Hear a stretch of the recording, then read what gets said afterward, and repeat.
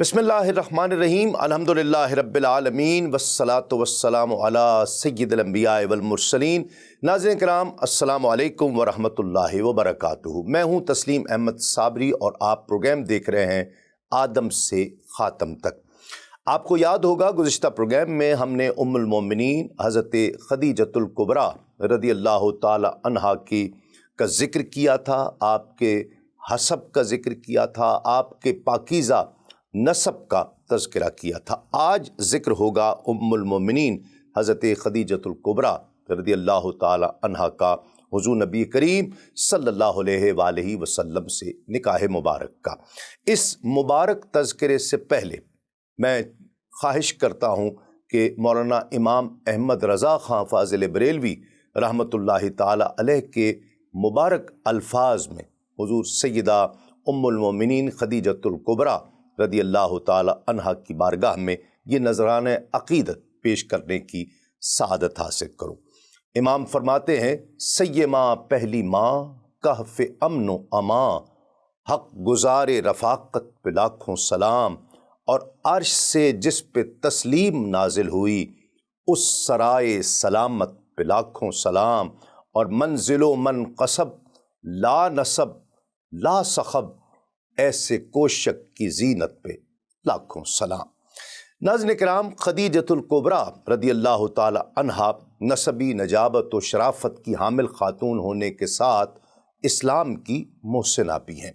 آپ رضی اللہ تعالی عنہا نے اس دور میں حضور نبی کریم صلی اللہ علیہ وآلہ وسلم کا ساتھ دیا اور ثابت قدمی کے ساتھ دین حق کی پشتیبانی کی، جبکہ ہر طرف سے مخالفت اور دشمنی کا دورہ تھا۔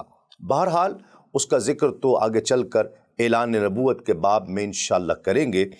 ذکر کرنا یہ مقصود ہے کہ ام المومنین کے بطور زوجہ نبی صلی اللہ علیہ وآلہ وسلم انتخاب میں بھی اللہ رب العزت کی خاص حکمت کار فرما ہے۔ پاک بی بی قریش کی ان چند خواتین میں شامل تھیں جنہیں اپنی دولت مندی، شرافت، غریب پروری، سخاوت، حق پرستی اور معاملہ فہمی میں مکے کے بعض قبائلی سرداروں سے زیادہ اثر و رسوخ حاصل تھا۔ ناظرین کرام، در حقیقت اسلام کے شروع کے دور میں پیغمبر اسلام صلی اللہ علیہ وآلہ وسلم کو ایک ایسے مونس و غمخوار ساتھی کی اشد ضرورت تھی جو زمانے کی تمام گرم اور سرد ہواؤں میں چٹان کی طرح آپ کے ساتھ کھڑا رہے، اور جناب ام المومنین خدیجۃ الکبریٰ رضی اللہ تعالی عنہا الحمدللہ ایسی ہی شریک حیات ثابت ہوئیں۔ گزشتہ پروگرام میں ہم نے حضرت خدیجۃ الکبریٰ رضی اللہ تعالی عنہا کے تجارتی قافلے کے حضور نبی کریم صلی اللہ علیہ وآلہ وسلم کی نگرانی میں سونپنے اور لین دین میں زبردست منافع ہونے کا ذکر کیا تھا۔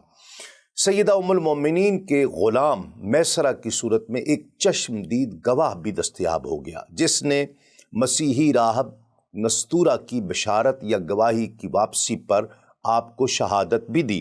ام المومنین حضرت خدیجۃ الکبریٰ رضی اللہ تعالی عنہا حضور نبی کریم صلی اللہ علیہ وآلہ وسلم کی صداقت اور دیانت داری کی پہلے بھی قائل تھی، تاہم پہلے ہی سفر میں متعدد غیر معمولی واقعات اور پھر اپنی آنکھوں سے بادل کے ٹکڑے کے سایہ فگن ہونے کا مشاہدہ کرنے کے بعد انہوں نے مزید معتقد آپ کو بنا دیا۔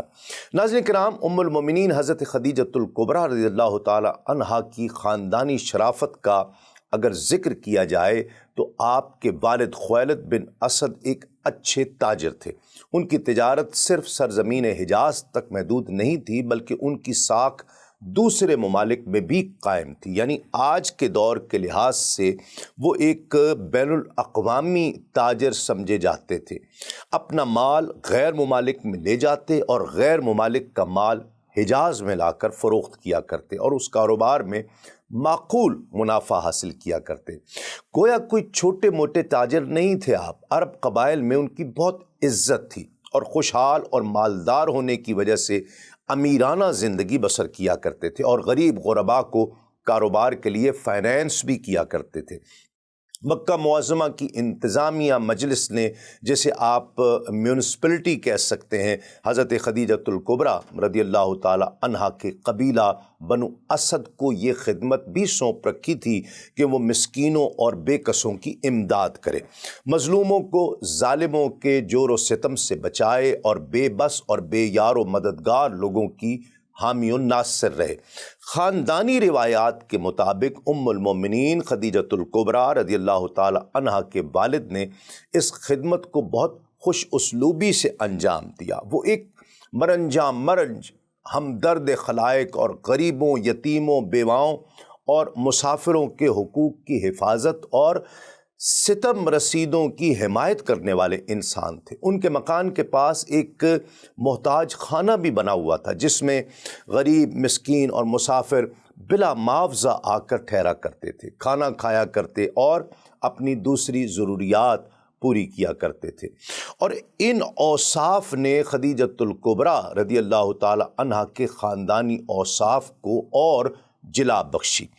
اس طرح پورے خطے میں اس خاندان کی شہرت اور نیک نامی پھیل گئی۔ علاوہ ازیں خدیجۃ الکبریٰ رضی اللہ تعالی عنہا کے گھرانے میں خلق و محبت، احسان اور مروت، عقل و فراست، عصمت و عفت اور خودداری و غیرت کی بھی کمی نہیں تھی، اور یہ وہ خوبیاں تھیں ناظرین کرام جو عرب کے ایام جاہلیت میں صرف مخصوص اشرافیہ میں ہی پائی جاتی تھیں۔ حضرت ام المومنین خدیجۃ الکبریٰ رضی اللہ تعالی عنہا کی تربیت کے ہر موڑ پر اللہ رب العزت نے اس بات کو یقینی بنایا کہ ان کی شخصیت کے اندر ایسے اوصاف حمیدہ فروغ پائیں جو معاشرے کے ہر فرد کو گرویدہ بنا لیں۔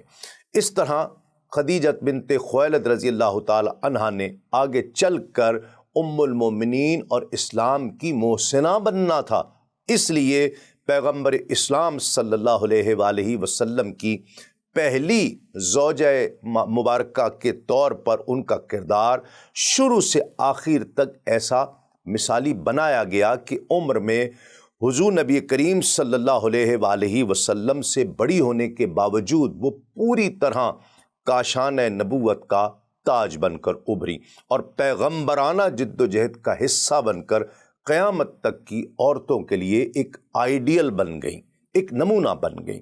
ام المومنین حضرت خدیجۃ الکبریٰ رضی اللہ تعالی عنہا نے اپنے خاندان کے روایتی اوصاف کو صرف برقرار ہی نہیں رکھا بلکہ انہیں اور فروغ بخشا۔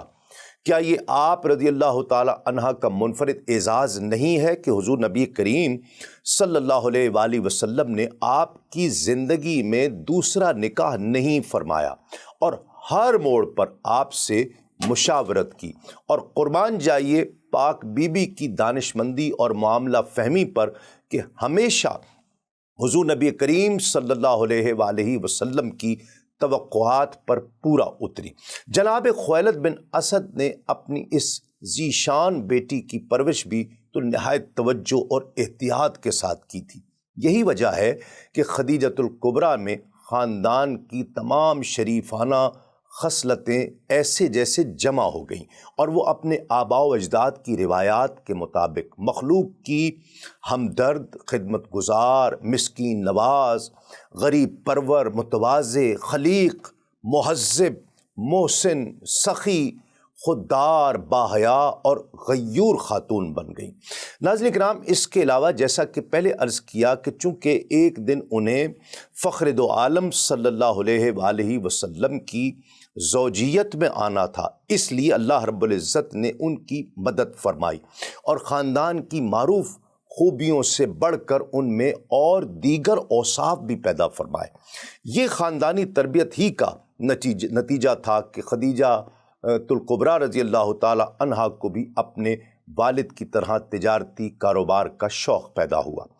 وہ خود عورت ہونے کے سبب تجارت نہیں کر سکتی تھی، البتہ دوسرے لوگوں کی خدمات اپنی معاونت کے لیے معاوضے پر حاصل کیا کرتی، اور سچ پوچھئے تو اس تجارتی کاروبار کی برکت سے آپ کو ایک عظیم اور معزز ترین خاتون بننے کا موقع بھی ملا۔ ناظرین کرام، ام المومنین خدیجۃ الکبریٰ رضی اللہ تعالی عنہا نے کچھ خوبیاں اور محاسن تو اپنے شریف گھرانے سے حاصل کی، اور بہت سے محاسن انہوں نے اسلام لانے کے بعد اپنے مبارک شوہر نبی کریم صلی اللہ علیہ وآلہ وسلم کی صحبت سے حاصل کی۔ گویا رسول اللہ صلی اللہ علیہ وآلہ وسلم کی تربیت میں آ کر یہ سونا کندن بن گیا۔ آپ حضور نبی کریم صلی اللہ علیہ وآلہ وسلم سے اگرچہ عمر میں بڑی تھیں، لیکن حضور نبی کریم صلی اللہ علیہ وآلہ وسلم کی تربیت نے آپ کے خصائل حمیدہ میں ایسا اضافہ کیا کہ دربار رسالت سے آپ کو جنت کی سرداری کی طلائی سند مل گئی۔ یہ عمدہ تعلیم اور اعلیٰ تربیت ہی کا اثر تھا کہ ام المومنین خدیجۃ الکبریٰ رضی اللہ تعالی عنہا نے اسلام کی دولت پا کر دین اسلام اور دکھی انسانیت کی عدیم المثال خدمات سر انجام دیں، اور اللہ کے راستے میں اپنا تمام مال و زر خرچ کر دیا۔ انہوں نے اسلام کا پرچم بلند کرنے اور اس کی اشاعت کے لیے جو مالی قربانیاں دیں اور جس انداز سے دین کے تبلیغی فرائض کو ادا کیا، تاریخ اسلام حشر کے دن تک اسے بھلا نہیں سکتی۔ ناظرین کرام، حق تو یہ ہے کہ اگر ام المومنین خدیجۃ الکبریٰ رضی اللہ تعالی عنہا نے ایسی تربیت نہ پائی ہوتی تو اس نازک اور پرخطر زمانے میں اسلام کا ترقی کرنا انتہائی مشکل ہوتا۔ بہرحال آپ کے اوصاف نے رب تعالیٰ کے دین کو خوب چمکایا اور ساری دنیا میں پھیلانے میں مدد کی۔ ناظرین کرام، اسد الغابہ میں منقول ہے کہ رسول اللہ صلی اللہ علیہ وآلہ وسلم کے عقد نکاح میں آنے سے پہلے ام المومنین سیدہ خدیجۃ الکبریٰ رضی اللہ تعالی عنہا کی 2 مرتبہ شادی ہو چکی تھی، جبکہ بعض روایات کے مطابق آپ کی 3 شادیاں ہوئی تھیں، اور رسول اکرم صلی اللہ علیہ وآلہ وسلم کے ساتھ آپ کی مختلف روایات میں تیسری یا چوتھی شادی تھی۔ سیدہ خدیجۃ الکبریٰ رضی اللہ تعالی عنہا کی پہلی شادی عتیق بن عائد مخزومی سے ہوئی۔ بعض روایات میں ان کا نام عتیق بن عائد مخزومی ہے۔ ان کی وفات کے بعد ابو حالہ بن زرارہ تمیمی سے آپ کی شادی ہوئی۔ بعض سیرت نگاروں کے مطابق پہلا نکاح ابو حالہ بن زرارہ تمیمی سے ہوا، اس کا نام بھی ہند تھا۔ اس سے حضرت خدیجۃ الکبریٰ رضی اللہ تعالیٰ عنہ کی یہاں ایک لڑکی ہوئی جس کا نام حالہ تھا، اور اسی کی نسبت سے اس کے والد کو ابو حالہ کہا جاتا تھا۔ ابو حالہ سے ہی ام المومنین حضرت خدیجۃ الکبریٰ کے یہاں ایک لڑکا ہوا، اس کا نام بھی ہند تھا۔ اسی طرح یہ ہند ابن ہند تھے جو کہ ہند بن ابی حالہ کے نام سے پھر مشہور ہوئے۔ اسی وجہ سے سیدہ خدیجۃ الکبریٰ رضی اللہ تعالی عنہا کی کنیت ام ہند تھی۔ ہند بن ابی حالہ رضی اللہ تعالی عنہ اللہ کے رسول صلی اللہ علیہ وآلہ وسلم کے قریب تھے، یعنی ان کی تربیت کاشان نبوت میں ہی ہوئی۔ یہ مسلمان ہوئے اور اکثر کہا کرتے تھے کہ میں اپنے باپ، ماں، بھائی اور بہن کے لحاظ سے سب سے زیادہ معزز اور شریف انسان ہوں۔ میرے باپ رسول اللہ صلی اللہ علیہ وآلہ وسلم ہے، اس لیے کہ حضور نبی کریم صلی اللہ علیہ وآلہ وسلم نے میری والدہ حضرت خدیجہ سے نکاح فرمایا تھا۔ فرماتے ہیں کہ میری والدہ خدیجۃ الکبریٰ پہلی ام المومنین یعنی مومنین کی ماں ہیں۔ میرے بھائی قاسم ہیں یعنی رسول اللہ کے صاحبزادے جو حضرت خدیجہ کے ہی بطن اطہر سے تھے، اور میری بہن فاطمۃ الزہرا ہیں جو جنت کی عورتوں کی سردار ہیں۔ حضرت ہند بن ہند اصحاب بدر میں بھی شامل تھے۔ انہوں نے نہ صرف معرکہ بدر میں شجاعت کے جوہر دکھائے بلکہ غزوہ احد میں بھی شریک ہوئے، اور پھر 36 ہجری میں جنگ جمل میں آپ شہید ہوئے۔ ان کے علاوہ ابو حالہ کے 3 بیٹے حالہ، حارث اور طاہر رضوان اللہ تعالی علیہم اجمعین تھے۔ یہ سب بھی شرف صحابیت سے مشرف ہوئے۔ حارث بن ابی حالہ ابتدائے اسلام ہی میں نبی کریم صلی اللہ علیہ وآلہ وسلم کو کفار و مشرکین کے حملے سے بچاتے ہوئے شہید ہو گئے تھے۔ وہ اسلام کے لیے جان دینے والے اولین سپوت تھے۔ اللہ اکبر! ایک ایسی پاک اور عظیم ماں کی پرورش کا یہی نتیجہ ہو سکتا تھا۔ ناظرین کرام، طبقات ابن سعد میں ہے کہ عتیق بن عائد مخزومی سے خدیجۃ الکبریٰ رضی اللہ تعالی عنہا کے یہاں ایک بیٹی پیدا ہوئی جو محمد کی کنیت سے مشہور ہوئی۔ جب ان کے دوسرے خاوند کا انتقال ہوا تو اس دور میں بیوہ یا مطلقہ کی شادی عدت گزرنے کے فوراً بعد کر دی جاتی تھی۔ اسی لیے سیدہ خدیجہ کو قریش کے بڑے بڑے سرداروں اور معروف شخصیات نے پیغام نکاح بھیجا، مگر انہوں نے انکار کر دیا۔ علامہ ابن سعد اور امام زینی دہلان حضرت نفیسہ رضی اللہ تعالی عنہا سے روایت کرتے ہیں کہ وہ بتاتی ہیں کہ حضرت خدیجۃ الکبریٰ رضی اللہ تعالی عنہا ایک ممتاز، دانا، بہادر اور شریف النفس خاتون تھی۔ وہ قریش میں سے بہترین نسب اور سب سے زیادہ شرف کی حامل تھیں۔ سب سے زیادہ مال و دولت ان کے پاس ہی تھا۔ قوم قریش کے کئی مرد ان کے ساتھ نکاح کرنے کی خواہش رکھتے تھے۔ کئی افراد نے اس خواہش کا اظہار بھی کیا تھا اور اپنے مقصد کے حصول کے لیے مال و دولت بھی خرچ کیا، لیکن ام المومنین حضرت خدیجۃ الکبریٰ رضی اللہ تعالی عنہا نے شرف قبولیت بخشنے کے بجائے مجھے یعنی نفیسہ کو حضور نبی کریم صلی اللہ علیہ وآلہ وسلم کی خدمت میں بھیجا۔ یہ اس وقت کی بات ہے جب حضور نبی کریم صلی اللہ علیہ وآلہ وسلم سفر شام سے مکہ واپس تشریف لا چکے تھے۔ میں نے عرض کی کہ اے محمد عربی صلی اللہ علیہ وآلہ وسلم، آپ شادی کیوں نہیں کرتے؟ تو آپ صلی اللہ علیہ وآلہ وسلم نے فرمایا، میرے پاس کچھ نہیں جس سے میں شادی کروں، یعنی مالی استطاعت نہیں۔ میں نے عرض کی کہ اگر میں اس کی ذمہ داری اٹھا لوں، آپ کو مال، جمال اور شرف کی طرف دعوت دوں تو کیا آپ میری درخواست قبول فرما لیں گے؟ آپ صلی اللہ علیہ وآلہ وسلم نے فرمایا کہ وہ کون ہے؟ میں نے عرض کی خدیجۃ الکبریٰ رضی اللہ تعالی عنہا۔ آپ صلی اللہ علیہ وآلہ وسلم نے فرمایا یہ میرے لیے کیسے ممکن ہے؟ یعنی معاشی طور پر دونوں میں بہت زیادہ فرق ہے۔ میں حضرت خدیجۃ الکبریٰ رضی اللہ تعالیٰ عنہ کے پاس گئی، کہتی ہیں کہ اور انہیں ساری بات بتا دی۔ پھر پاک بی بی نے آپ صلی اللہ علیہ وآلہ وسلم کی طرف پیغام بھیجا کہ آپ فلاں وقت میرے پاس تشریف لائیے۔ حضرت خدیجۃ الکبریٰ رضی اللہ تعالی عنہا نے اپنے چچا عمرو بن اسد کی طرف پیغام بھیجا کہ وہ نکاح کرنا چاہتی ہیں۔ ادھر حضور نبی کریم صلی اللہ علیہ وآلہ وسلم نے بھی اپنے چچاؤں کو ساری بات کا تذکرہ کیا۔ رسول اللہ صلی اللہ علیہ وآلہ وسلم کے بطور شوہر انتخاب کے حوالے سے امام زینی دہلان لکھتے ہیں کہ ام المومنین حضرت خدیجۃ الکبریٰ رضی اللہ تعالی عنہا نے آخر حضور نبی کریم صلی اللہ علیہ وآلہ وسلم کو نکاح کی پیشکش کیوں کی تھی؟ اس کا ایک سبب تو وہ واقعات تھے جو ان کے غلام میسرہ نے انہیں بتائے تھے، اور دوسری بات یہ کہ انہوں نے خود بھی کئی علامات دیکھی تھیں۔ انہوں نے یہ ساری باتیں اپنے صاحب علم کزن ورقہ بن نوفل کو بھی بتائی تھیں، تو ورقہ بن نوفل نے بھی کہا کہ خدیجہ اگر یہ باتیں سچ ہیں تو پھر محمد عربی صلی اللہ علیہ وآلہ وسلم اس امت کے نبی ہیں۔ مجھے علم ہے کہ وہ اس امت کے نبی ہوں گے، وہ نبی منتظر ہیں، یہ انہی کا زمانہ ہے۔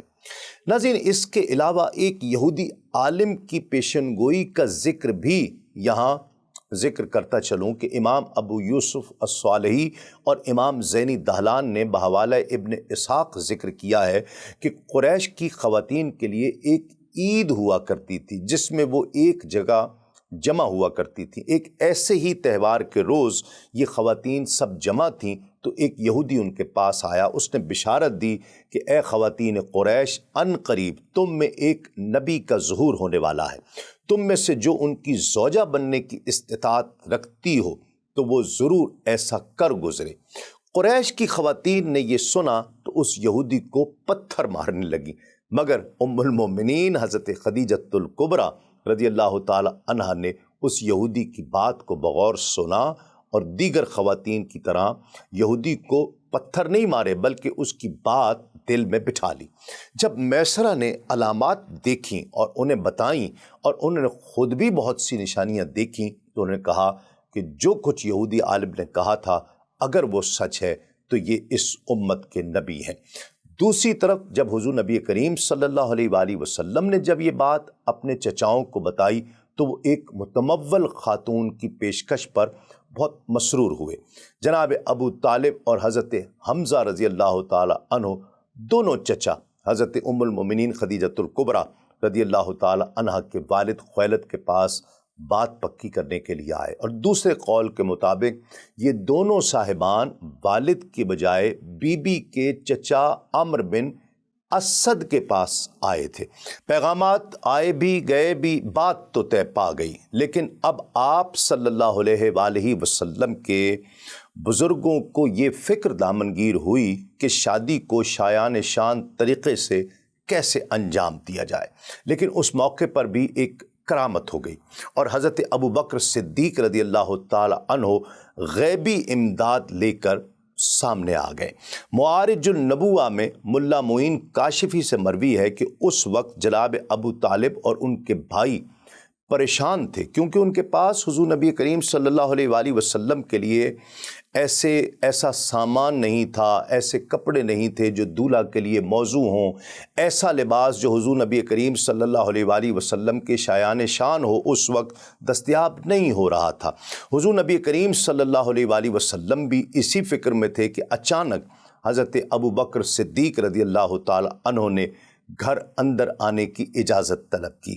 جب حضور نبی کریم صلی اللہ علیہ وآلہ وسلم کی ملاقات سے مشرف ہوئے تو عرض کیا، اے محمد صلی اللہ علیہ وآلہ وسلم، میں آپ کی جبین اقدس میں ملال کا اثر دیکھ رہا ہوں، اس کا سبب کیا ہے؟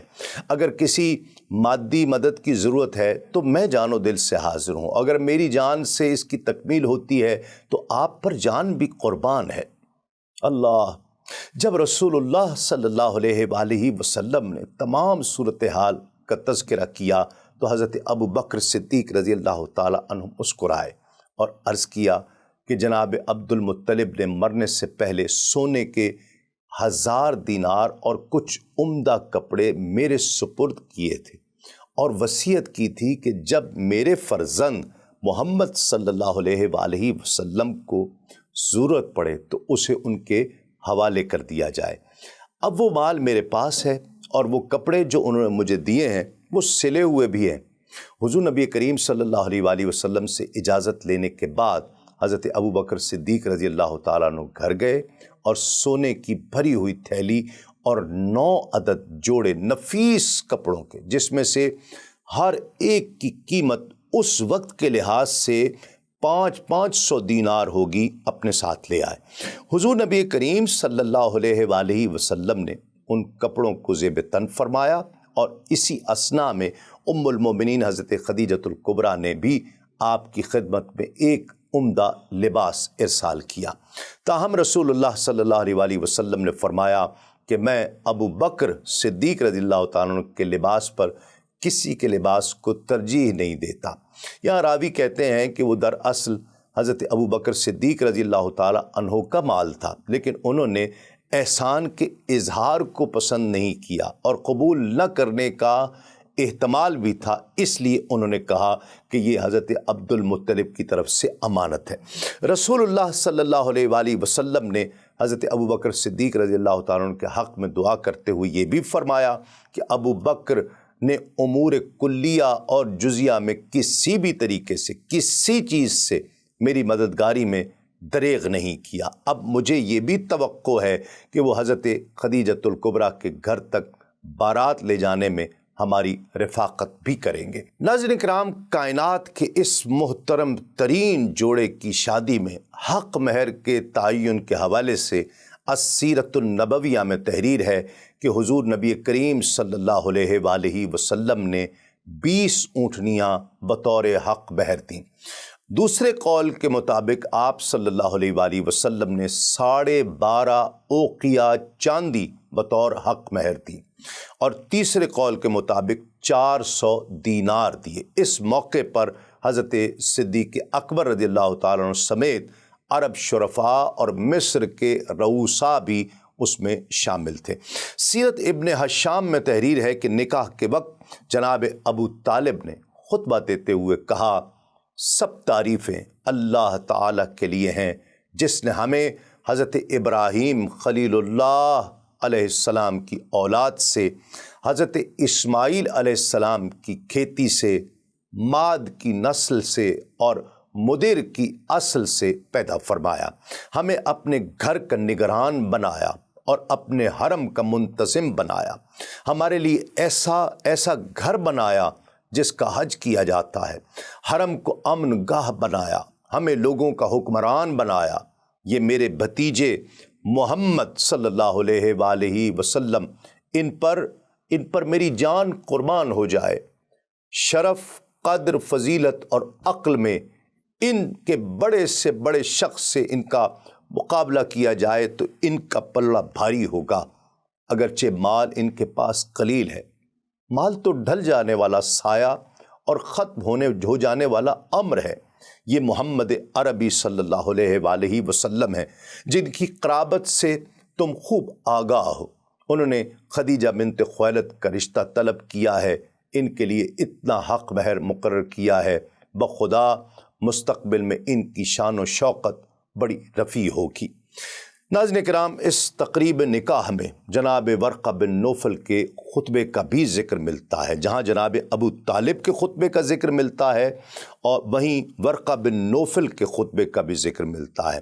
حافظ ابن کثیر لکھتے ہیں کہ جناب ابو طالب کے بعد ورقہ بن نوفل نے خطبہ دیتے ہوئے کہا کہ سب تعریفیں رب تعالیٰ کے لیے ہیں جس نے ہمیں اس طرح بنایا ہے جس طرح آپ یعنی جناب ابو طالب نے بیان کیا ہے، ہمیں وہی فضیلتیں بخشی ہیں جو آپ نے شمار کی ہیں، ہم سارے عرب کے سردار اور ان کے رہنما ہیں، بلا شبہ تم یعنی جناب رسول اللہ صلی اللہ علیہ وآلہ وسلم ان اوصاف سے متصف ہو، قبیلہ تمہاری فضیلت کا اقرار کرتا ہے، ایک شخص بھی تمہارے فخر اور شرف کو رد نہیں کر سکتا، ہم آپ کے ساتھ تعلق استوار کرنے کے بڑے شائق ہیں، متمنی ہیں، اے گروہ قریش تم گواہ رہو، میں نے اپنی چچا زاد بہن خدیجہ بنت خویلد کا نکاح محمد صلی اللہ علیہ وآلہ وسلم بن عبداللہ سے کر دیا ہے۔ اس کے بعد پھر وہ خاموش ہو گئے۔ سیدہ خدیجۃ الکبریٰ کے چچا اور وکیل نے بھی اعلان نکاح کیا۔ امام زینی دہلان لکھتے ہیں کہ جناب ابو طالب نے کہا کہ میں چاہتا ہوں کہ حضرت خدیجہ کا چچا بھی اس معاملے میں شرکت کرے، اس لیے حضرت خدیجۃ الکبریٰ رضی اللہ تعالی عنہ کے چچا نے کہا کہ اے معاشر قریش گواہ رہو، میں نے محمد بن عبداللہ صلی اللہ علیہ وآلہ وسلم کا نکاح حضرت خدیجہ بنت خویلد سے کر دیا ہے۔ حضور نبی کریم صلی اللہ علیہ وآلہ وسلم نے وہ نکاح قبول کیا اور سرداران قریش کو اس پر گواہ مقرر کیا۔ سیرت ابن ہشام میں ام المومنین حضرت خدیجۃ الکبریٰ رضی اللہ تعالیٰ عنہ کے نکاح کے سلسلے میں ایک قول یہ بھی ہے کہ حضرت حمزہ رضی اللہ تعالیٰ عنہ نے نکاح پڑھایا، تاہم امام حلبی بحوالہ امام زہری ایک بہت عجیب و غریب سی روایت بھی نقل کرتے ہیں جو کہ بیشتر راویوں کے نزدیک بالکل ضعیف سمجھی جاتی ہے کہ نکاح پڑھانے والا حضرت خدیجہ کا باپ خویلد بن اسد تھا۔ یہ بھی کہا جاتا ہے کہ خویلد اس وقت نشے میں تھا، حضرت خدیجہ نے ایسے موقع پر عرب کے دستور کے مطابق اس پر ایک حلہ یعنی دوہر ڈال دی جو زعفران وغیرہ کی خوشبو سے بسائی گئی تھی۔ یہ عرب کا دستور تھا کہ اس موقع پر لڑکی کے باپ کے اوپر خوشبو سے بسایا ہوا ایک حلہ ڈال دیا جاتا تھا، جس کا مطلب یہ ہوتا تھا کہ اس نے اپنی بیٹی کی شادی کر دی ہے۔ اس لیے اس وقت جب کہ وہ نشے میں تھا، حضرت خدیجہ نے اس پر خوشبو میں بسا ہوا حلہ ڈال دیا۔ جب اس کا نشہ ٹوٹا اور وہ ہوش میں آیا تو اس نے پوچھا کہ مجھ پر یہ حلہ اور خوشبو کیسی ہے؟ اس کو پھر بتایا گیا کہ تم نے اپنی بیٹی خدیجہ کو محمد صلی اللہ علیہ وآلہ وسلم کے ساتھ نکاح کر کے بیاہ دیا ہے۔ اس نے پہلے تو اس نکاح کو ماننے سے انکار کر دیا، مگر پھر راضی ہو گیا اور درگزر کر دیا، کیونکہ وہ اپنی دولت مند بیٹی کو کسی غریب آدمی سے ब्याह دینے پر راضی نہیں تھا۔ یہ روایت ملتی ہے، لیکن بہرحال یہ ضعیف روایت اکثر سیرت نگاروں کے نزدیک ہے۔ امام طبری اور علامہ ابن سعد حضرت خدیجۃ الکبریٰ رضی اللہ تعالی عنہا کے والد خویلد سے متعلق اس طرح کی تمام روایات کو من گھڑت قرار دیتے ہوئے علامہ محمد بن عمرو اور علامہ واقدی کا قول نقل فرماتے ہیں کہ ہمارے نزدیک یہ سب سہو و نسیان اور وہم ہے۔ جو بات ہمارے نزدیک ثابت ہے اور اہل علم سے محفوظ چلی آ رہی ہے وہ یہ ہے کہ حضرت خدیجۃ الکبریٰ رضی اللہ تعالی عنہا کے باپ خویلد بن اسد کا جنگ فجار سے بیشتر ہی انتقال ہو چکا تھا، اور حضرت خدیجۃ الکبریٰ رضی اللہ تعالیٰ عنہ کے ان کے چچا عمرو بن اسد نے رسول اللہ صلی اللہ علیہ وآلہ وسلم کے عقد نکاح میں دیا تھا۔ امام زینی دہلان نے بھی اسی طرح کی روایت نقل کی ہے کہ حضرت خدیجۃ الکبریٰ رضی اللہ تعالیٰ عنہ کے چچا نے ان کا نکاح کیا تھا، جبکہ ان کے والد حرب الفجار سے پہلے وفات پا چکے تھے۔ سیدہ خدیجۃ الکبریٰ رضی اللہ تعالیٰ عنہ کے والد خویلد سے متعلق امام حلبی نے ایک روایت بیان کی ہے کہ جب ملک یمن کے والی تبہ حمیری نے ایک دفعہ یہ چاہا کہ حجر اسود کو حرم سے اٹھا کر یمن لے جائے تو یہ خویلد ہی اس کے آڑے آیا تھا۔ اس کے ساتھ قریش کے اور بھی بہت سے آدمی مقابلے میں آ گئے تھے۔ پھر خود تبہ نے ایک خواب دیکھا جس سے وہ گھبرا گیا اور اس نے حجر اسود کو اس کی جگہ پر رہنے دیا تھا۔ ناظرین کرام، امام زینی دہلان لکھتے ہیں کہ جب عقد نکاح مکمل ہو گیا تو حضور نبی کریم صلی اللہ علیہ وآلہ وسلم باہر تشریف لائے تو حضرت خدیجۃ الکبریٰ رضی اللہ تعالی عنہا نے عرض کی کہ اے محمد عربی صلی اللہ علیہ وآلہ وسلم، آپ کہاں جا رہے ہیں؟ آپ جائیں اور 1 یا 2 اونٹ ذبح کریں اور لوگوں کو کھانا کھلائیں، یعنی ولیمہ کریں۔ حضور نبی کریم صلی اللہ علیہ وآلہ وسلم نے پھر اسی طرح کیا۔ تاریخ طبری میں منقول ہے کہ جناب ابو طالب کو اس مبارک نکاح اور یتیم فرزند کی خوش نصیبی پر بڑی راحت اور فرحت نصیب ہوئی۔ انہوں نے رب تعالیٰ کی یوں ستائش کی کہ ساری تعریفیں رب تعالیٰ کے لیے ہیں جس نے ہم سے دکھ دور کر دیا اور ہمارے غم ختم کر دیے۔ ناظرین کرام، اب پیغام نکاح سے متعلق حضرت عمار بن یاسر رضی اللہ تعالیٰ عنہ کی روایت بھی آپ کی نظر کرتے ہیں۔ البدایہ والنہایہ میں رسول اکرم صلی اللہ علیہ وآلہ وسلم اور سیدہ خدیجہ رضی اللہ تعالیٰ عنہا کے مابین پیغام نکاح کے حوالے سے حضرت عمار بن یاسر رضی اللہ تعالیٰ عنہ ایک روایت منقول کرتے ہیں کہ وہ سیدہ خدیجہ رضی اللہ تعالیٰ عنہا کے ساتھ رسول اللہ صلی اللہ علیہ وآلہ وسلم کی شادی کے حوالے سے لوگوں سے سنا کرتے تو کہتے کہ میں اس بات کو سب سے زیادہ جانتا ہوں کہ میں رسول اللہ صلی اللہ علیہ وآلہ وسلم کا ہم عمر اور دوست تھا۔ میں ایک روز رسول اللہ صلی اللہ علیہ وآلہ وسلم کے ہمراہ تھا۔ حضورہ کے مقام پر ہمارا خدیجۃ الکبریٰ کی ہمشیرہ کے پاس سے گزر ہوا، وہ چمڑا فروخت کر رہی تھی۔ انہوں نے مجھے بلایا اور میں ان کے پاس گیا اور رسول اللہ صلی اللہ علیہ وآلہ وسلم وہیں کھڑے رہے اور حضور نبی کریم صلی اللہ علیہ وآلہ وسلم کی طرف اشارہ کرتے ہوئے انہوں نے مجھ سے کہا کہ تمہارے اس صاحب کو خدیجہ سے شادی کی خواہش ہے؟ حضرت عمار کہتے ہیں کہ میں نے آپ کو بتایا تو آپ نے فرمایا کہ کیوں نہیں؟ پھر میں نے سیدہ خدیجہ رضی اللہ تعالی عنہ کی بہن کو رسول اللہ صلی اللہ علیہ وآلہ وسلم کا رد عمل بتایا تو اس نے کہا صبح سویرے ہمارے یہاں آؤ۔ ہم صبح گئے تو انہوں نے گائے ذبح کی اور حضرت خدیجۃ الکبریٰ کے والد خویلد کو نیا جوڑا پہنایا اور داڑھی کو خضاب لگایا اور اپنے بھائی کو صورتحال سے آگاہ کیا۔ اس نے اپنے والد سے گفتگو کی اور اس کو شراب پلا کر رسول اللہ صلی اللہ علیہ وآلہ وسلم کی موجودگی سے مطلع کیا اور خود حضرت خدیجہ نے ان سے کہا کہ آپ سے ان کی شادی کر دے۔ اس نے خدیجۃ الکبریٰ کا آپ سے نکاح کر دیا اور اس کے بعد ہم نے تیار شدہ کھانا کھایا اور ان کے والد سو گئے۔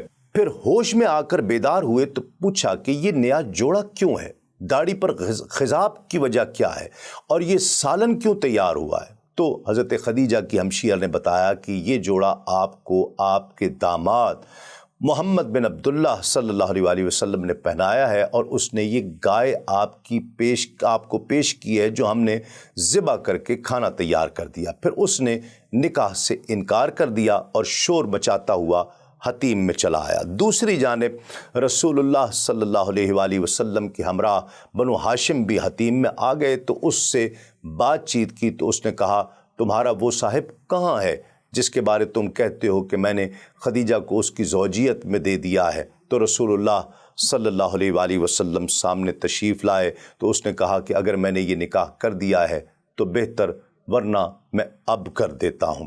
سیدہ ام المومنین خدیجہ الکبریٰ رضی اللہ تعالیٰ عنہ کی طرف سے پیغام نکاح سے متعلق امام زینی دہلان اور امام حلبی بحوالہ علامہ فاقہی حضرت انس بن مالک رضی اللہ تعالیٰ عنہ سے ایک اور روایت نقل کرتے ہیں کہ حضور نبی کریم صلی اللہ علیہ وسلم نے حضرت جناب ابو طالب سے حضرت خدیجہ الکبریٰ سے ملنے کے لیے جانے کی اجازت مانگی۔ یہ بات حضرت خدیجہ الکبریٰ رضی اللہ تعالیٰ عنہا سے حضور نبی کریم صلی اللہ علیہ وسلم کی شادی سے پہلے اس وقت کی ہے جب کہ حضرت خدیجہ الکبریٰ نے حضور نبی کریم صلی اللہ علیہ وسلم سے درخواست کی تھی کہ آپ صلی اللہ علیہ وسلم ان کے گھر آ کر ملیے۔ جناب ابو طالب نے حضور نبی کریم صلی اللہ علیہ وسلم کو جانے کی اجازت دے دی اور ساتھ ہی آپ صلی اللہ علیہ وسلم کے پیچھے اپنی ایک باندی کو بھی بھیج دیا جس کا نام نبا تھا۔ جناب ابو طالب نے اس سے کہا کہ یہ دیکھو کہ خدیجہ ان سے کیا کہتی ہیں، اس لیے باندی حضور نبی کریم صلی اللہ علیہ وسلم کے پیچھے پیچھے خود بھی چلی آئی۔ جب حضور نبی کریم صلی اللہ علیہ وسلم حضرت خدیجہ الکبریٰ رضی اللہ تعالی عنہا کے گھر تشریف لائے تو انہوں نے آپ صلی اللہ علیہ وسلم کا دست مبارک تھام کر کہا کہ میرے والدین آپ پر فدا ہوں، میں نے یہ عمل کسی اور مقصد کے لیے نہیں کیا، لیکن مجھے امید ہے کہ آپ ہی وہ نبی ہیں جو ان قریب مبعوث ہونے والے ہیں۔ اگر آپ ہی وہ نبی ہوئے تو میرا حق اور مقام و منزل جان لینا اور اس رب تعالیٰ سے میرے لیے دعا کرنا جو آپ صلی اللہ علیہ وسلم کو مبعوث فرمائے۔ حضور نبی کریم صلی اللہ علیہ وسلم نے فرمایا بخدا اگر میں وہی ذات والا ہوا تم نے مجھ پر وہ نیکی کی ہے جسے میں کبھی فراموش نہیں کروں گا۔ اگر میرے علاوہ کوئی اور نبی ہوا تو رب تعالیٰ تمہاری اس نیکی کو کبھی ضائع نہیں کرے گا۔ حضور نبی کریم صلی اللہ علیہ وسلم سے ام المومنین حضرت خدیجہ الکبریٰ کی شادی ہوئی۔ اس وقت حضرت خدیجہ الکبریٰ رضی اللہ تعالی عنہا کی عمر 40 برس تھی۔ ایک قول یہ بھی ہے کہ 45 برس تھی، اسی طرح ایک قول 30 برس کا ہے اور ایک 28 سال کا بھی ہے۔ اسی طرح 35 سال اور 25 سال کی عمر کے اقوال بھی ملتے ہیں۔ مقام نکاح کے بارے میں امام طبری لکھتے ہیں کہ حضرت خدیجہ الکبریٰ رضی اللہ تعالی عنہا کا مکان وہی تھا جو اب تک ان کے نام سے مشہور چلا آتا ہے۔ اسے حضرت امیر معاویہ نے خرید کر مسجد بنا دیا تھا۔ انہوں نے انہی آثار پر اسے بنایا تھا جس پر اب تک قائم ہے، اس میں کوئی تغیر نہیں ہوا ہے۔ جو پتھر دروازے کی بائیں جانب لگا ہوا ہے یہ وہی ہے کہ جب ابو لہب اور عدی بن حمیر الثقفی کے گھر سے جو ابن علقمہ کے گھر کے پیچھے تھا رسول اللہ صلی اللہ علیہ وسلم پر سنگ اندازی ہوتی تو آپ اس پتھر کی آڑ میں پناہ لیا کرتے۔ یہ پتھر 1 گز 1 بالشت کا ہے۔ معارج النبوہ میں تحریر ہے کہ نکاح کے بعد حضرت خدیجہ الکبریٰ رضی اللہ تعالی عنہا نے خزانوں کے دروازے کھول دیے اور حضور نبی کریم صلی اللہ علیہ وسلم کے حضور عرض کیا کہ میں نہیں چاہتی کہ امور معیشت میں آپ میرے ممنون احسان رہیں، یہ تمام مال آپ کی ملکیت ہے اور میں آپ کی ممنون احسان رہوں گی کہ اگر آپ یہ قبول کر لیں۔ ناظرین کرام، طبقات ابن سعد اور تاریخ دمشق میں تحریر ہے کہ حکیم بن حزام سیدہ خدیجہ الکبریٰ رضی اللہ تعالی عنہا کے بھتیجے تھے۔ ایک مرتبہ طائف میں آپ تھے کہ وہاں غلاموں کی منڈی لگی ہوئی تھی، یہ بھی وہاں پہنچ گئے۔ ایک نوعمر لڑکا زید انہیں بھا گیا۔ زید کی شکل و صورت، عادات اور اخلاق و اطوار کسی طور بھی غلاموں جیسے نہیں تھے، تو انہوں نے سودا کیا اور زید کو لے کر مکہ آئے اور اسے اپنی پھپھی جان سیدہ خدیجۃ الکبریٰ رضی اللہ تعالی عنہ کی خدمت میں پیش کر دیا۔ یہ نوعمر لڑکا اس عظیم گھرانے میں پلتا رہا۔ شادی کے بعد سیدہ خدیجۃ الکبریٰ رضی اللہ تعالی عنہ نے حضرت زید رضی اللہ تعالیٰ عنہ کو بھی آپ کی خدمت میں پیش کر دیا۔ اس نوجوان میں کچھ صفات ناظرین کرام ایسی تھیں کہ جن کی بنا پر آپ صلی اللہ علیہ وآلہ وسلم کو اس سے غیر معمولی محبت اور انس پیدا ہو گیا۔ دوسری جانب حضرت زید رضی اللہ تعالیٰ عنہ کی قوم کے چند افراد حج کی غرض سے مکہ آئے تو انہوں نے آپ کو پہچان لیا اور جا کر والد کو خبر دی کہ تمہارا بیٹا تو غلامی کی زندگی گزار رہا ہے۔ باپ نے فوراً اپنے بھائی کو ساتھ لیا اور بیٹے کو غلامی سے چھڑانے کی خاطر فدیہ کی رقم لے کر مکہ مکرمہ پہنچ گئے۔ پیارے آقا صلی اللہ علیہ وآلہ وسلم نے ارشاد فرمایا کہ زید سے پوچھ لو، اگر وہ تمہارے ساتھ جانا چاہے تو فدیے کے بغیر اسے لے جاؤ، اور اگر نہ جانا چاہے تو اسے پھر چھوڑ دو۔ حضرت زید رضی اللہ تعالی عنہ سے پوچھا گیا تو انہوں نے جواب دیا، میں آپ صلی اللہ علیہ وآلہ وسلم کے مقابلے میں بھلا کس کو پسند کر سکتا ہوں؟ آپ میرے لیے ماں، باپ اور چچا کی جگہ ہیں۔ باپ اور چچا نے کہا، اے زید تم غلامی کو پسند کر رہے ہو؟ حضرت زید فرماتے ہیں کہ میں اس عظیم ہستی کا ساتھ کبھی نہیں چھوڑ سکتا۔ حضرت زید رضی اللہ تعالیٰ عنہ کی غیر معمولی محبت اور تعلق خاطر کو دیکھ کر نبی کریم صلی اللہ علیہ وآلہ وسلم نے انہیں آزاد کر دیا اور فرمایا کہ اب زید غلام نہیں، زید میرا بیٹا ہے۔ والد اور چچا حضرت زید رضی اللہ تعالیٰ عنہ پر یہ اعزاز و اکرام دیکھ کر پھر شاداں اور فرحاں ہوئے اور مطمئن ہو کر لوٹ گئے۔ ناظرین کرام، اب تذکرہ کرتے ہیں اولاد سیدہ خدیجۃ الکبریٰ رضی اللہ تعالی عنہا کا۔ مورخین نے سیدہ خدیجۃ الکبریٰ رضی اللہ تعالی عنہا سے اولاد کی ترتیب بیان کرنے میں مختلف انداز اختیار کیے ہیں۔ امام ابن ہشام نے دو روایات نقل فرمائی ہیں جن کے مطابق سیدہ خدیجۃ الکبریٰ رضی اللہ تعالی عنہا کے بطن اطہر سے پیدا ہونے والے ابناء و بنات رسول صلی اللہ علیہ وآلہ وسلم کی تعداد 6 یا 7 ہے، جن کی ترتیب پھر یوں ہے کہ حضور نبی کریم صلی اللہ علیہ وآلہ وسلم کی شادی کے تقریباً 1 برس بعد آپ صلی اللہ علیہ وآلہ وسلم کو اللہ رب العزت نے پہلے صاحبزادے جناب قاسم کی ولادت سے خوشیاں عطا فرمائیں۔ ان کا نام قاسم رکھا گیا۔ انہی کی نسبت سے حضور نبی کریم صلی اللہ علیہ وآلہ وسلم ابو القاسم کہلائے۔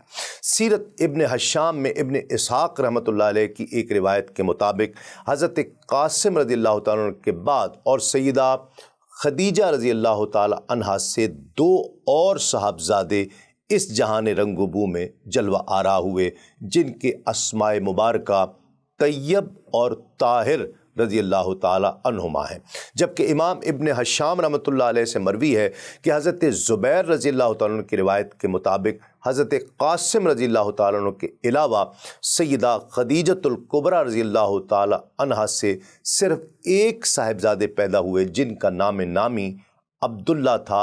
انہی کو طیب اور طاہر دونوں القاب سے یاد کیا جاتا ہے، جبکہ بیٹیوں میں حضور نبی کریم صلی اللہ علیہ وآلہ وسلم کی بڑی صاحبزادی سیدہ زینب بنت محمد پیدا ہوئیں، پھر ان کے بعد سیدہ رقیہ بنت محمد کی ولادت ہوئی، پھر رقیہ سے چھوٹی صاحبزادی حضرت ام کلثوم رضی اللہ تعالی عنہا تھی۔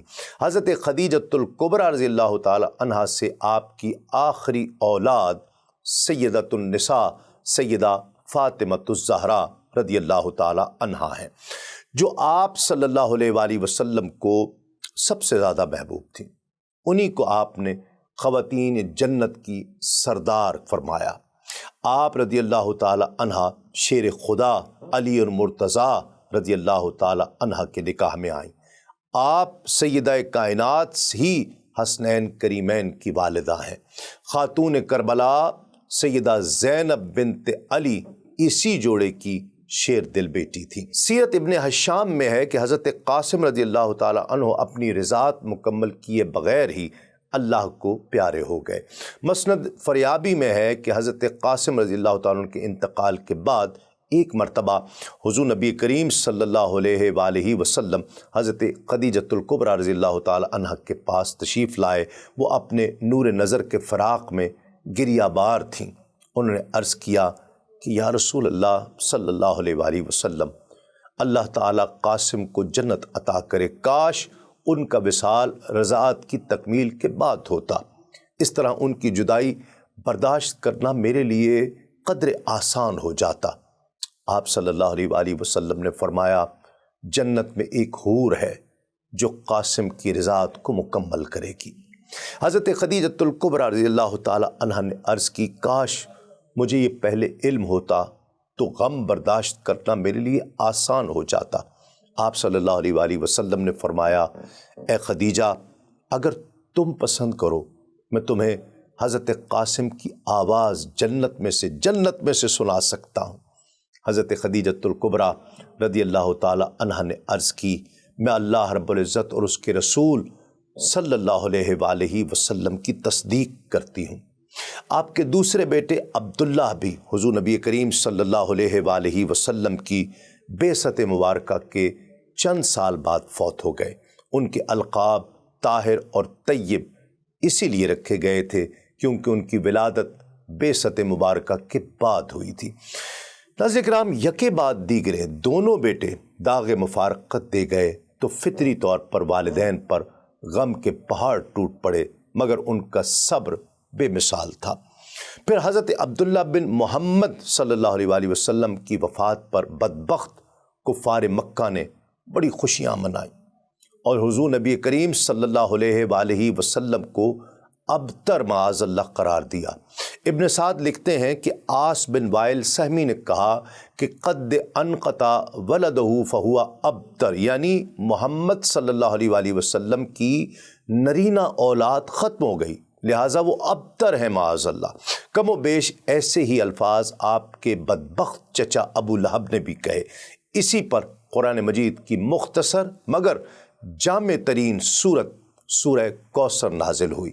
اللہ رب العزت ارشاد فرماتا ہے، اعوذ باللہ من الشیطان الرجیم، انا اعطیناک الکوثر فصل لربک وانحر ان شانئک ھو الابتر۔ اے نبی، ہم نے آپ کو کوثر عطا کر دی، بس آپ اپنے رب ہی کے لیے نماز پڑھیں اور قربانی کریں، ہاں البتہ آپ کا دشمن ہی جڑ کٹا ہے، ابتر ہے۔ حضور نبی کریم صلی اللہ علیہ وآلہ وسلم کی پھپھی جان حضرت صفیہ بنت عبد المطلب کی آزاد کردہ ایک لونڈی تھی جس کا نام سلمہ تھا۔ وہ بہت سمجھدار اور باشعور خاتون تھی۔ سیدہ خدیجۃ الکبریٰ رضی اللہ تعالی عنہا عموماً اپنے ذاتی کاموں کے لیے ان کی خدمات حاصل کیا کرتیں۔ جب بھی زچگی کا زمانہ ہوتا تو وہ ان کو اپنے ہاں بلا لیا کرتی تھیں۔ وہ بچوں کی پیدائش سے لے کر دودھ پلانے والی خواتین کے تقرر تک زچہ اور بچہ کی دیکھ بھال کیا کرتیں۔ سیدہ خدیجۃ الکبریٰ رضی اللہ تعالی عنہا اپنے بچوں کو دودھ پلانے کے لیے پہلے ہی سے مناسب خواتین کا اہتمام کر لیا کرتی تھی۔ اسلام میں بیٹے کی پیدائش پر 2 بکرے، 2 مینڈے یا دمبے اور بیٹی کے پیدائش پر 1 بکرا دمبا ذبح کیا جاتا تھا۔ اور ناظرین کرام، یہ عقیقہ شریعت ابراہیمی میں بھی مسنون عمل تھا۔ سیدہ خدیجہ رضی اللہ تعالی عنہا دور اسلام سے قبل بھی اپنے بچوں کے لیے عقیقے کا اہتمام کیا کرتی تھی۔ کیا خوب اللہ کی بندی تھیں۔ یہ حضرت ابراہیم اور حضرت اسماعیل علیہ السلام کے وقت سے عربوں میں رائج تھا، مگر اکثر لوگ اسے بھول چکے ہوئے تھے۔ نبی محترم صلی اللہ علیہ وآلہ وسلم نے اس سنت کو پھر سے زندہ کیا۔ ڈاکٹر محمد حسین مشاہد رضوی نے جناب خدیجۃ الکبریٰ رضی اللہ تعالی عنہا کی عظمت کو کیا خوب الفاظ میں خراج تحسین پیش کیا ہے۔ کہتے ہیں کہ نصاب عشق و وفا سیدہ خدیجہ ہیں، قرار شاہ دنا سیدہ خدیجہ ہیں، اور خدیجہ ہی ہیں بلا شبہ جدہ سادات، بنائے آل عبا سیدہ خدیجہ ہیں، اور لٹا دیں دولتیں اسلام کی بقا کے لیے معین دین خدا سیدہ خدیجہ ہے۔ در کرم سے کوئی بھی نہیں گیا خالی، در کرم سے کوئی بھی نہیں گیا خالی، کمال جود و سخا سیدہ خدیجہ ہیں۔ اور خوشی ہو یا کہ ہو غم مصطفیٰ کے ساتھ رہیں، نشان صبر و ولا سیدہ خدیجہ ہیں۔ اور ہرا پہ توشہ لیے ان کا دم بدم جانا، کمال حلم و رضا سیدہ خدیجہ ہیں۔ اور نہ ہوگا شور و شغب کوشق خدیجہ میں، مکین خلد اولا سیدہ خدیجہ ہیں۔ کہ جن پہ عرش سے تسلیم حق ہوئی نازل، پسند ذات خدا سیدہ خدیجہ ہیں۔ اور مٹیں گے تیرے مشاہد تمام رنج و علم، مٹیں گے تیرے مشاہد تمام رنج و علم، کہ درد و غم کی دوا سیدہ خدیجہ ہیں۔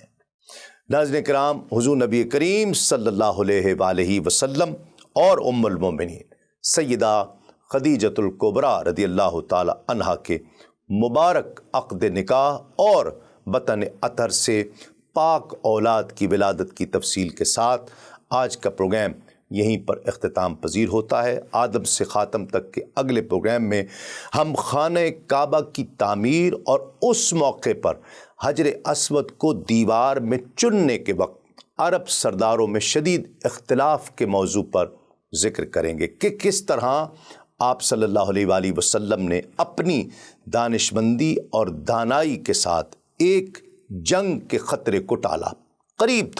قریب تھا ناظرین کرام کہ تلواریں چل جاتی، لیکن پھر سب لوگ ایک صادق اور امین کے فیصلے پر متفق ہو گئے۔